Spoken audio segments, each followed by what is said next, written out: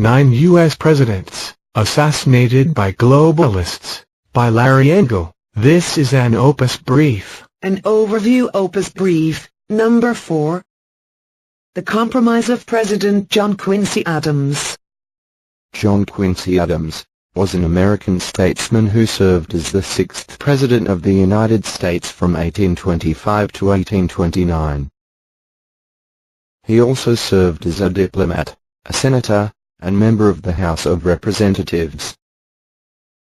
Adams served as Secretary of State in the cabinet of President James Monroe from 1817 until 1825. Typically, his views concurred with those espoused by Monroe. Adams is regarded as one of the greatest diplomats in American history, and during his tenure as Secretary of State, he was the chief designer of the Monroe Doctrine. The Encyclopedia. In contrast, however, during his term as president, John Quincy Adams achieved little of long-term consequence in foreign affairs. The strange deaths of his father, President John Adams, and President Thomas Jefferson, both on the 4th of July, only 6 months after he took office, and the questionable suicide of one of his sons, are tragic events that could explain the difference between John Quincy Adams' lack of strong presidential action and that of the next president, Andrew Jackson, on the issue of the bank. An editorial comment. Further, he was a member of the Federalist, Democratic Republican, National Republican, and later the anti-Masonic and Whig parties. President John Adams, father of President John Quincy Adams, stated, "Banks have done more injury to the religion, morality, tranquility, prosperity, and even wealth of the nation than they can have done or ever will do good." I believe that banking institutions are more dangerous to our liberties than standing armies.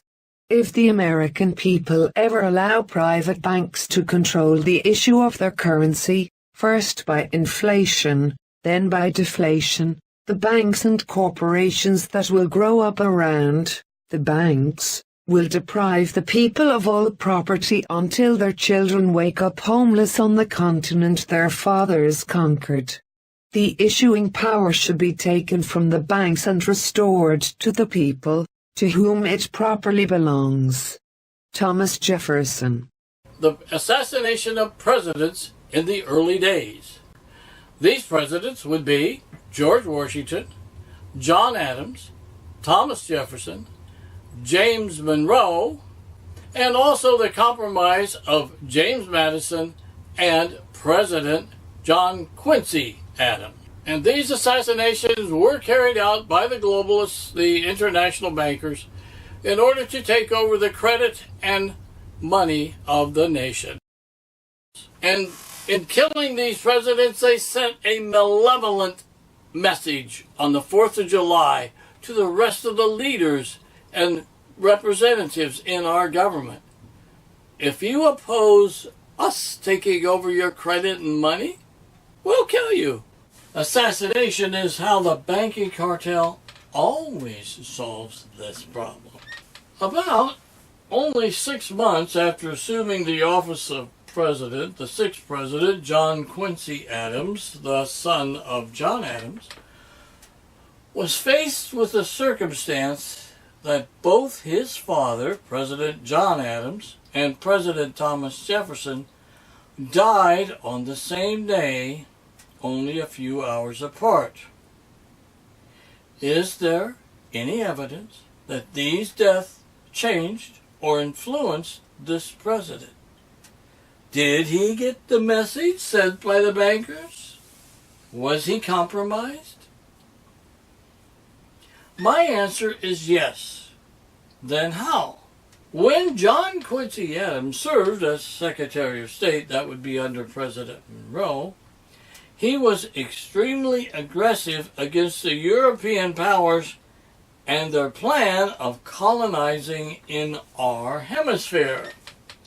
He very strongly invoked the Monroe Doctrine.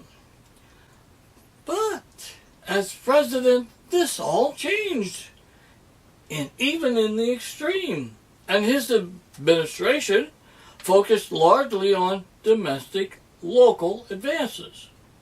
These actions, of course, greatly benefited the nation, but President John Quincy Adams' foreign policy was strangely bland and totally non-existent. I think he feared for his life and was compromised. And how could you blame him? These people get away with murdering presidents. Google is telling me now that almost 1 million people are viewing this video series. I really wonder. I make the incredible claim that 20 U.S. presidents were assassinated by the globalists in order to take over the money and credit of the nation. Sherlock Holmes noted that the insane use of power never happens by chance. From the story, The Cardboard Box. What object is served by this circle of misery and violence and fear? It must tend to some end, or else our universe is ruled by chance, which is unthinkable. The Federal Reserve is a banker's swindle, a debt-based monetary system. They enslaved the nation and turned the people into slaves by taking over their major institutions. They take over their education, their military, their press, everything. They take over everything. They just simply buy it, or buy people who go and infiltrate or blackmail and threaten people who are already in those positions. They take over those positions by hiring people to spy on and blackmail the representatives, the people that are supposed to be doing a job. However, Presidents Jackson, Polk, Lincoln, and Kennedy gave us a debt-free money system. Debt-free. No money borrowed from any bank and no national debt.